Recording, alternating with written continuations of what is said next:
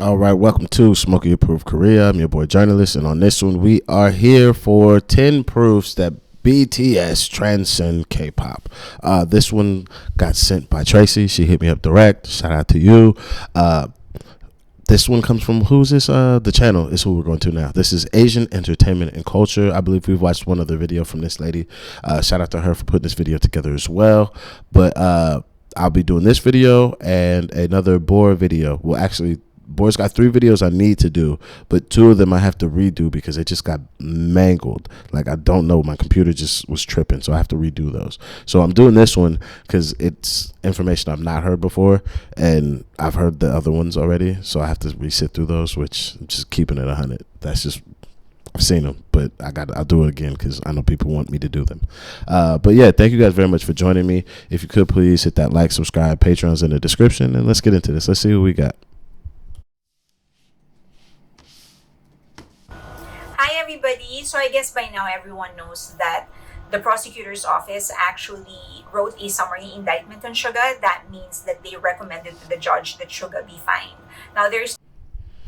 Well, that's new information to me, but we will be covering the Suga video after this video. So I'll drop the Suga video with this video and then the other BTS video tomorrow and following. That's how that'll go. Still 2 things that can happen. Either if there are parties involved, they can still decide to proceed with the trial. There are no parties involved. He did not harm anybody. He didn't damage any property. Now, the judge can either decide to accept the fine that the prosecutor's office is recommending or come up with a lower or higher fine, or they can also decide to proceed with the case. But considering there is no harm done on anybody, no property damaged, I don't see any reason why he would want to proceed with the trial. So we're very, very close. I'm a black man from America. Suga is currently in a black man in America position. We can make an example of your motherfucking ass if we want to. Should we? Is it going to be what should happen? No. But can we? And is it possible? Yes. Do I want it to happen? Fuck no. Don't waste my goddamn time or my tax dollars. Move the fuck on. Find the boy, let him pay the pennies, and then move the fuck on. But currently, until it is said that he officially will only pay a fine, the other shoe could drop it. Like, yo, you know what? We're going to take this all the way. We're going to take this all the way and make an example, because this might be the one rare time that we have any of the BTS boys in the sites to be able to make an example out of anybody. And this is the perfect person. If I'm a judiciary, it's perfect time to do so. It's a sucker move to do it, but like, I know how governments and legislators and people that do the legal stuff like to act sometimes. So until Suga's in the clear, which I hope he is in the clear, it's possible that the judge might want to be a dickhead, unfortunately. To the conclusion of this case. Now, to perk us up a little bit, I think one of the main things that people realized during this fiasco is that this unnecessary fiasco is just how much BTS has how big they have become, to the point where when the Korean media, when people some people in Korean media were trying to make a big deal out of it, it didn't really affect their international support, the international fame, their international fan base. In fact, it became stronger.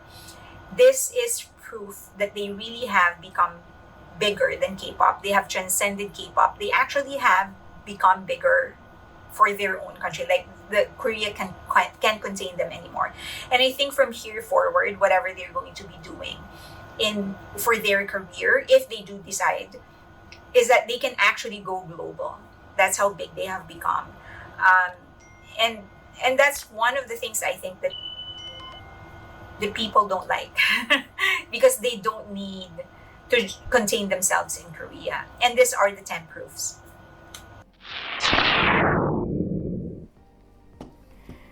Since BTS debuted in Billboard 200 to now, as they are releasing their solo works, there really hasn't been an era where they released at least one song that would rank in at least one or two major foreign charts. They are currently serving in the military and unable to promote their own work. It is often left to their team to give out interviews, and then they release pre recorded live performances, but they are still charting. It is this consistency that actually made it look easy for everyone. Every agency and their dog thinks that their group can also do what BTS has done. No one has been able to come close to their awards, though, their sales and their quality. Every year, K-pop groups submit entries to the Grammys, but no one has been nominated. And no one has won any award at the AMAs. No one has gone inside Billboard Top 10 Hot 100. No one has gone inside UK Top 10, and no other group has sold out a full. I'm just gonna say it's because them niggas ain't making music. What I mean by that is they're not just making actual songs that can resonate outside of a person that already likes K-pop. Because what BTS has done, even why I'm sitting here covering this and any of the other stuff that I've done up until now, they make records that I'm just like, fair enough cut. Like, that's just a slap. It's good music. And I'll hear the other K-pop groups and I'm like, cuz you're not making no music. I can't remember their name. They're like a little rock band, but I thought they were like K-pop, but they're not. They're like a rock band. They just happen to be Korean, so they're not K-pop. But I can't remember their name. But like they make music, so it's good. Or like my little boo thing, Wasa. Shorty make music. What's that song she got with Loco? That's a tune. It's an absolute banger. Like, she just makes good records. Like, if you just make good music, I feel like you have that ability. But because obviously they're stationed in Korea, they are servicing music into a Korean market that they then hope can transcend, for lack of a better term, to be able to get into the rest of the world. And I'm like, that's not how this is going to work, mate. Like, you're going to have to go and make a tune that should work in any market that has no care to be in the Korean music industry, that works in the Korean music industry as well as the rest of the world. And that's the difference I find with BTS's music and anybody else's music that I'm currently hearing from Korea. Now, are there probably people that I don't know about? Sure. But I can only speak from the experience or the understanding or knowledge that I do have from what I do have. Stadium tour. Groups have collaborated with Western artists. They often say that that is the key to Western dominance. But still, no. They have signed with the biggest labels, paid for playlisting and ads, and no one has come close to BTS, proving that it is, in fact, not easy. But the problem is that BTS just makes it look so easy, and so agency upon agency pays for TikTok influencers and playlists, hoping that that will give their artists the nudge they need for the global market to open up to them, not recognizing that K-pop is still a niche industry. It just so happened that BTS transcended K-pop, and here are 10 proofs. Run it. 10 years and rising. It is rare for a K-pop act to stay on top post the first 7 years. K-pop doesn't do well. I like how 7 years seems like it's a short little jaunt in her sentence. Post the first 7 years. A 7-year career is like 2x what niggas in the NFL or the NBA ever play. To stay on top of anything for 7 years is a fucking run. Shit. 10 years and rising. It is rare for a K-pop act to stay on top post the first 7 years. K-pop doesn't do well with aging. Yet BTS hasn't only managed to stay on top through the pandemic and after 7 years, and now while in the military, they actually continue to climb up as they do their solo ventures. Free the gang. Jin released The Astronaut, which he performed all but one time, and then he entered Billboard Hot 100. Suga did a world tour all on his own and sold out every single venue with enough demand left to fill a stadium in every stop. J-Hope headlined Lollapalooza, pulling more than 100,000 people in one performance. RM released an album that even the biggest music magazines think should be in the running. Billboard, shite. Rolling Stones, shite. AP, I can't talk about because I went to school for journalism for a little bit. My writing, when just writing English normally, is like AP press standards sometimes. And I'm like, fuck, why am I doing that? Enemy, or NME. They're all right. I don't really have problems with them. I don't know who the fuck Consequence is. I don't know them fucking people. But fuck Rolling Stone and fuck Billboard. For Record of the Year in Grammys. Jimin has been inside the Billboard Hot 100. Wait, I have a question because I'm doing a test. Who knows who the hell English teacher is? And no disrespect to English teacher, but my friends were up for a Mercury Prize in the UK. I don't know if you know what a Mercury is. It's a very prestigious prize. But this group or band, I don't know what they are. They're called English Teacher, and they won. And I knew everybody besides English Teacher and one other person. And for English Teacher to win with the people that I thought they were up against, I'm just like, this feels like a robbery. But I don't know their music, so I did not want to just disparage them. So now I'm asking a wider group of people, has anybody heard of English Teacher before? Because could you like put me on to really good songs from them if you do know. The running for Record of the Year in Grammys. Jimin has been inside the Billboard Hot 100 for 7 weeks now, without even a decent playlist or paid ads. V released a single, Friends, also with no live performances and ads, and still entered Billboard Hot 100. Jungkook just became the fastest Korean act to reach 7 billion streams on Spotify. Shout out to the little nigga. Come on. For Spotify. And BTS remains the most streamed, most mentioned, and most in-demand group, even during hiatus. Genre and theme deviation. The moment J-Hope dropped Jack in the Box, a hip-hop album from the pits of the very heart of hip-hop, the world should have known each member was to explore worlds no one had dared to before. True enough, V dropped an R&B jazz album. Suga debuted a highly cerebral but positive hip-hop album, and then RM went the other way and let out an angst-ridden poetry over melodies. Jimin wrote, composed, and produced 2 albums with a clear and concise narrative. It could very well be a movie.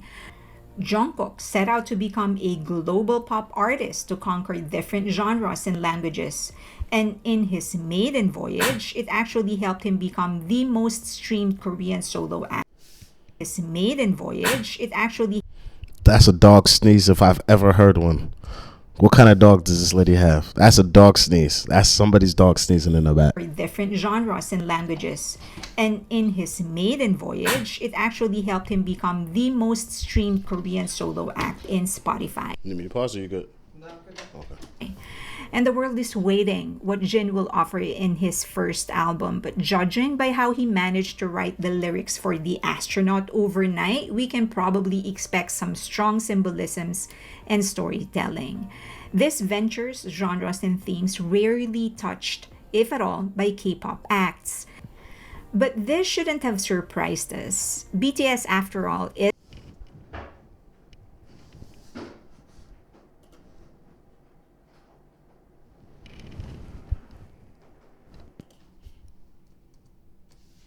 is the band that released tracks like Black Swan, where they mixed classical, theatrical, and pop as they talk about falling out of love with their art. This is miles away from the usual themes of love, sexual innuendos, breast beating, talking about how cool they are, or some other common themes.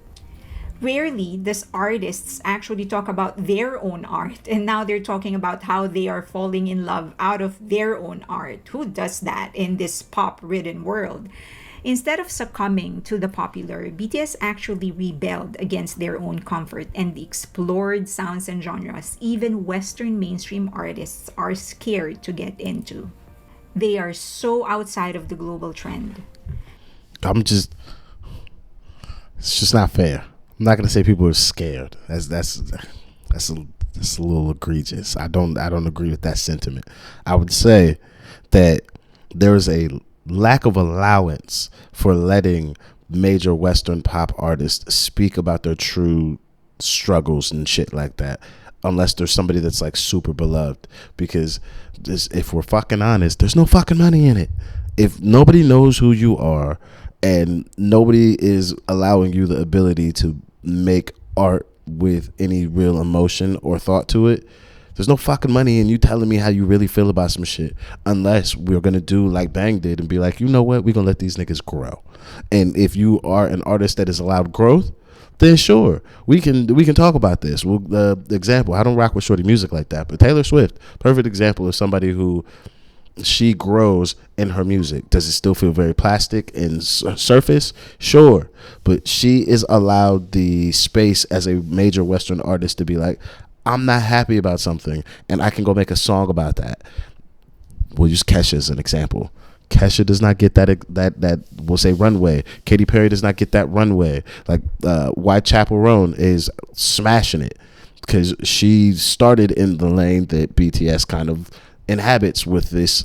I got some shit I'm going through. I got some shit I got to say, and that's the record we're gonna make, and we're gonna make a really good song while delving into these topics. So it is a thing that happens, but in a Western music society, especially in pop, there has to be the right recipe for the allowance. Otherwise, I'm not going to let you fuck my money up. I'm sorry. It's just not happening. It's not. And that's why most Western pop acts will never get that ability to do what BTS quite does often in their music.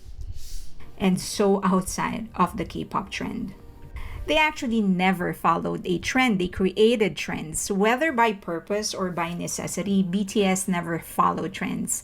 Instead, they chose to thread paths that are either available to them or they just created their own. For example, the creation of trilogies for every release with episodic narratives for each part and an overarching narrative that encompasses parts of their discography is one of those trends that they started. In each music video, clues are actually left behind for the fans to piece together to form an actual story, and that strengthens the engagement of fans with their art. This is now a very common practice in music video releases in K-pop. People are just picking out clues on what the music video is supposed to be telling them. Wings was also a deviation from the usual theme. While many other groups have explored the theme of seduction, they chose to position themselves on the other side. They are the seduced rather than the seducer in Blood, Sweat, and Tears. Many K-pop songs have put the performer as the receiver of an action after that instead of the instigator. And even in marketing, BTS was the first group to have such a strong and direct relationship with their fans, basically annihilating the fourth wall. They bypassed the media and they bypassed even their own agency. From their direct communication to their fans through Twitter and V Live came fan artist portals like Weverse and Bubble.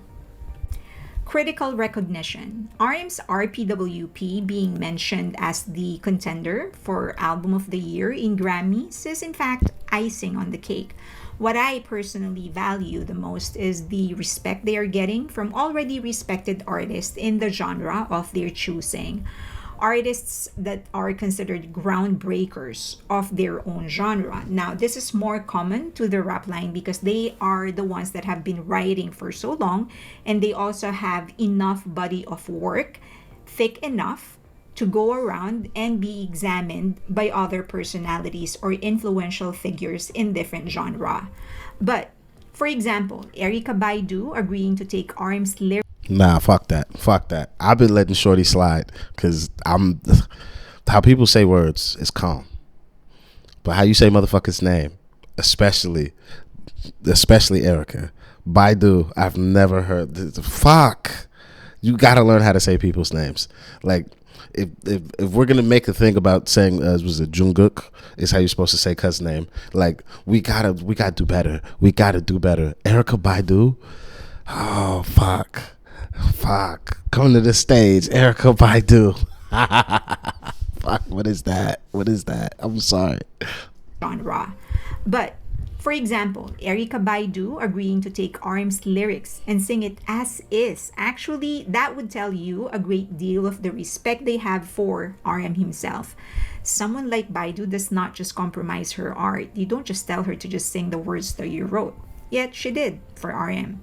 J. Cole, an influential rapper that reignited poetry in the hip-hop scene, personally approached Cap. Cap. They're here reignite shit. Here reignite shit. Is he a well-respected, good artist? Sure. Don't give that nigga flowers he don't deserve, though. Let's not do that. Let's please don't do that. Don't do that. J-Hope, which actually led to their collaboration. It wasn't the other. And I like both these niggas. I like that song. But no, we're not gonna do that. We're not gonna do that. Other way around.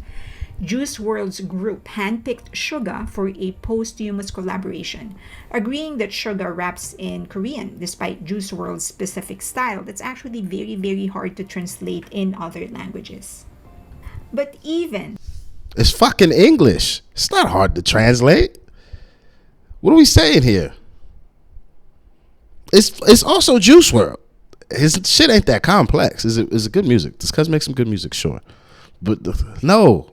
This is not even fucking true at all. It's not even close to being true. Translating something from another language into English is a lot harder than English back into another language. Because, like, English is quite simple translations. But the poetry and nuance or the way that things are carried in other languages, getting that to come into English is very hard. But Shorty shook her ass on my... It's quite easy to translate. Just as an example. Like, I don't know. I don't know. Juice WRLD's hard to translate into other languages. She's after that Erykah Badu shit, she's been going off the rails with some of these statements. Actually, very, very hard to translate in other languages. But even the vocal line themselves, who have actually been working on their own music in a considerably shorter time than the rap line, they are still able to get partnerships with Grammy Award-winning producers. In actual practice, if you're not that influential in the industry, it'll take you at least 18 months to be put on the waiting list if you want to work with established producers and writers. If you have no fucking budget. If you have a budget, you'll be right there tomorrow. So if you have money, sure. If you're just notoriety and a little budget and you're on a label, about 18 months, 2 years. Bypassing bureaucracy by going directly to fans. Even in BTS's first appearance in the Billboard Music Awards, their direct communication with fans was the talk of Western media. How are they being allowed to directly communicate with their fans? And why would you even do that? Little did the West know it would also be how BTS would beat the bureaucracy in the Western music industry. BTS fans, otherwise known as the ARMYs, actually studied the algorithm and the ranking system of Western charts, and they played a game Western charts invented. And we know what happened next, and what will keep on happening. Rules changing a million times over. Rules changing last minute and constant adjustment to catch up with what ARMY is doing. No other fandom has done this. Not a K-pop fandom and not a Western artist fandom. It isn't just fans obsessing over buying their albums, but fans actually analyzing the marketing and business models of Western companies. They're studying algorithms and other considerations and mathematical variables out there. These are hundreds of thousands, if not millions, of brilliant brains coming together and mobilizing each other to accomplish a common goal. Facts. While playing by the rules. This isn't a K-pop fandom. This is a group of intelligent people. No, it is a gang. It is a gang. It is a gang. It is a gang. It is a gang. It is a motherfucking gang. Bound by a common objective, and no other act in the world managed to bring all these people together but BTS. They have a strong fan base who sees BTS as artists. One of the most common stigma against idols is how they are objectified by their own fan base. They are seen as sex symbols or object of fantasy. As BTS expanded globally, they garnered a large fan base that brought with it sensibilities of the West, in that the primary focus is the music and not their desirability. This culture has kept BTS safe from scandals easily. Why? Because Western fans just don't care about those things. The current controversy that Korean media is forcing on Suga, and by extension, BTS is one example. While they forced to play it off as a turning point on BTS's career for the worse, there's a whole segment in the US and Europe who can't be bothered to even check out the news. They stream and save for the concert, too busy for everything else. In the same breath, these are the same people who don't care about BTS's personal lives. They can date, not date, get married, whatever they want to do. This allows BTS to strengthen their identities as artists in the West, not matinee idols, certainly not objects of desire. This gives them a chance at an actual sustainable global career as artists. They aren't limited to Korea, certainly not limited in K pop. The world is their stage. Moving away from sales. Sales was K-pop's strength, and even BTS in their earlier years actually leaned on sales to help them rank in foreign charts. That is until foreign charts started changing the rules to alienate K-pop groups. That is the reason even the best-selling groups in physical sales are barely breaking into foreign charts. BTS, however, just continued evolving in how they are targeting new fans. While they continued to nurture their relationship with their current fan base, they started releasing songs that deviated greatly from what they have done in the past. This expanded their market and eventually evened out the consumption of their music. They gained new fans who consumed their music as they would any other artist. It increased their streaming statistics. Now they are starting to get into radio as well. On the other hand, the loyal fan base is still here. They continue to fill in the gaps, stabilizing the consistency regardless of the measures being used to gauge their success. BTS does not need each other anymore. That's cap like a motherfucker. If these niggas break up, I'm gonna be devastated. What the fuck you niggas doing? It's the first time I've ever seen 7 niggas be able to do something and make it work, and everybody wants to do something else, but everybody's still going to do the main thing. And that leads into the point of why I actually stopped this initially, was the thing that I really find that BTS is doing is the thing that I've been trying to like promote to artists and to people that I've helped manage and just people that I work with. Like, on your journey to becoming whoever the fuck you think you want to be in the music industry, you will start with a core fan base. You will start with like a core sound, themes, whatever. Like, there's this like initial thing that you're doing. And throughout the rest of your career, if you make sure at some point, at least like once a year, to just do something that's back to the core, you will be able to grow as large as you want because you won't be getting rid of your core. And a lot of people grow very big and stop servicing the core. And that's why I feel like a lot of artists fall off, or they like lose their ability to like grow in the ways I think that they should, because they keep like chasing further success. And instead of like remembering like, you're successful now, you don't have to keep doing all this stupid shit. If you're like, you can if you want to, but like if you go do that shit without making sure that you take care of the people that have been with you from the very beginning, it will all fall apart very, very fast. Look at Beyonce. Her leaving Destiny's Child was for her individual empowerment. And even to this day, even her last country album is what? It's an act of empowerment, even for other people around herself, for a greater good of a thing. But the overall messaging and theme is what? Empowerment. And who's going to love that? The people that have been with Beyonce from day one, and any new person. And how big has Beyonce become since Destiny's Child? Astronomical. So this is why I'm saying BTS has found a way to always make sure that they take care of the core of who's been here from day one, while also garnering new attention and fans. That's what I'm saying. And that is very, very scary for a lot of people, for a lot of fans. They hate that. But the mere fact that even though they know they don't need each other, but they still choose to be together, is actually what makes them lethal. And their relationship even stronger. But the mere fact, everyone knows that each of the members is actually successful. They're developing their own niche, their own market, their own following, their own fans.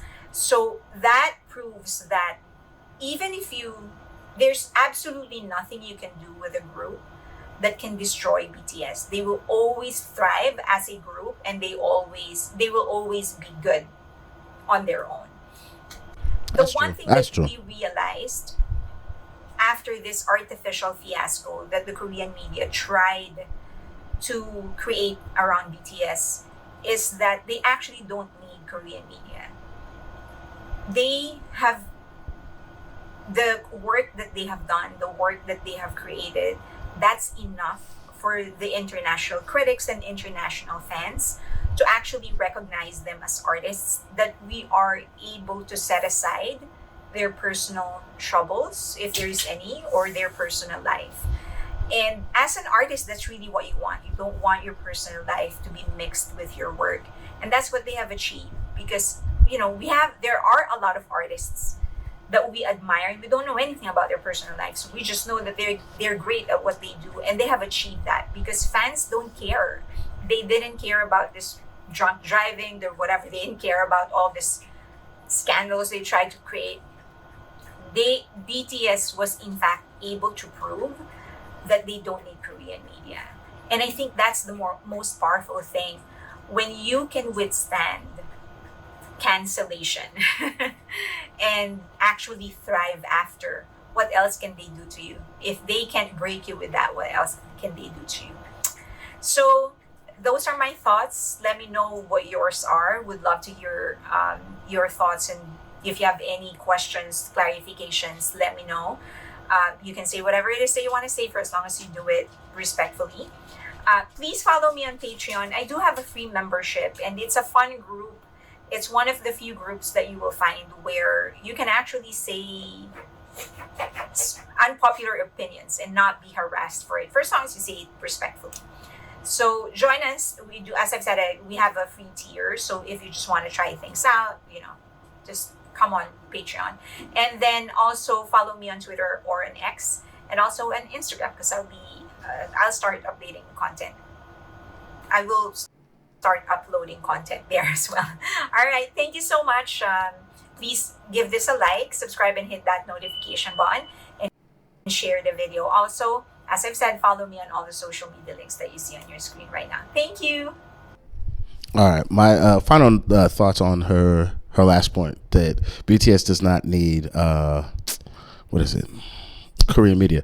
I would say that is false. What we have currently is a bullshit ass fucking story. Boy didn't hurt nobody. Should he been drunk driving? Fuck no. You got too much fucking money. That's a $10 Uber that is costing you so much in perception, and then also making other bunch of money for a bunch of other people. That's a $10 Uber, my boy. You's rich as hell. That's how I know you used to be poor, because you didn't want to use your money to spend $10 to get the fuck up the street. So like, that's why currently the Korean media trying to do what they tried to do.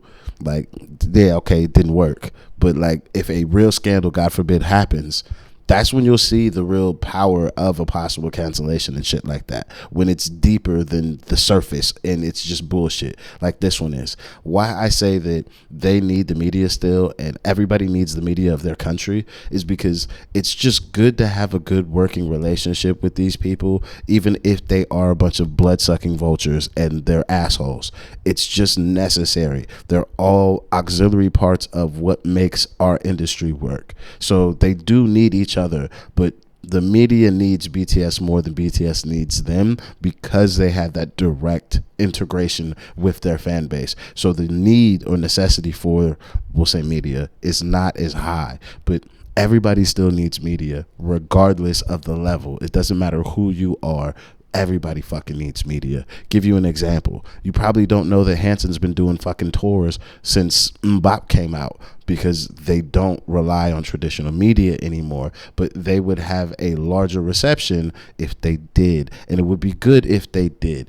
Turning your back on the need for media is okay, but there is a want that needs to still be there, because if you have that, you'll have a better balance of what can happen. But them not needing them, I don't think that's true. I don't think that's true. Like, everybody needs media. It's necessary. But when you have just predatory media services, like I see from what I've seen from Korea, it does make it to where it's like, do I even want that? And it's like, no, you don't. But if you don't participate, the moment you stub your toe, like what happened with Suga, you see how quickly they turn on you. Would you act like you don't need them, and how quick they are to use every tool at their behest to try and make you look even crazier. This is why you want a good working relationship. That's why I say you want to work with media. You don't need them, but you want to do the thing with them. That said, though, this was a good video. I would agree that, yeah, they've definitely transcended K-pop, and I look forward to seeing what they're going to do next year, because it's going to be a Maza. I'm off to go do the Bora video for today. Thank you guys for joining me. Please do hit that like, subscribe. Patreon's in the description, and I'll see you on the next one. I'm out of here. Peace.